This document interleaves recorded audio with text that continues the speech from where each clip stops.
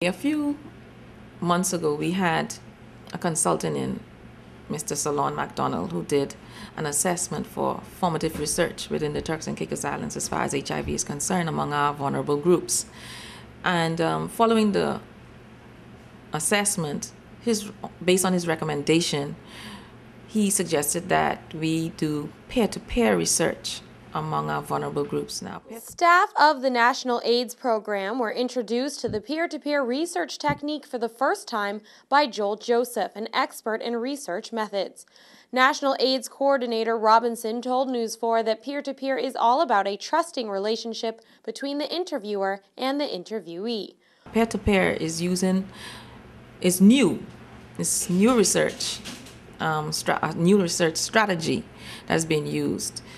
And what happens is you get persons of the same age group or same sex or same,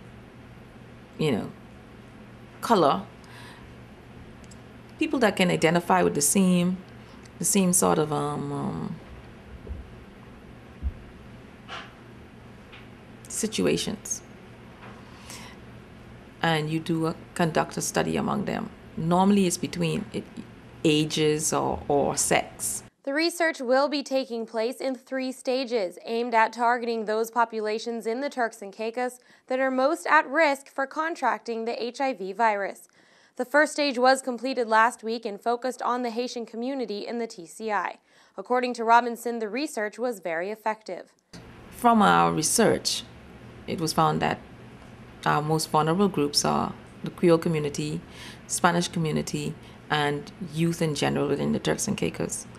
And seeing that our Creole community was the most at-risk group,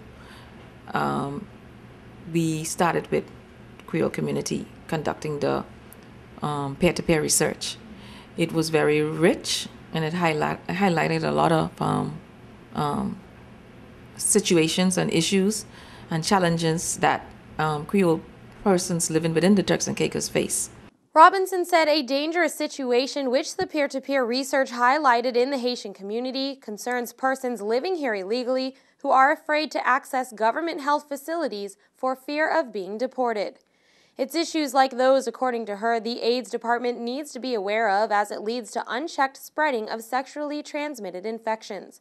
The final report for the first phase of research is expected to be completed by the end of this week. We haven't gotten the final report from the research back as yet. We hope that would come along in a few days. But Mr. Joel Joseph, who conducted the research, has gone away with a lot of rich information that he has to now analyze and put together and present. The second phase of the peer-to-peer study will focus on the Spanish-speaking community in the Turks and Caicos. The third stage will focus on youth in the TCI. This is the first time this research has been used in the Turks and Caicos.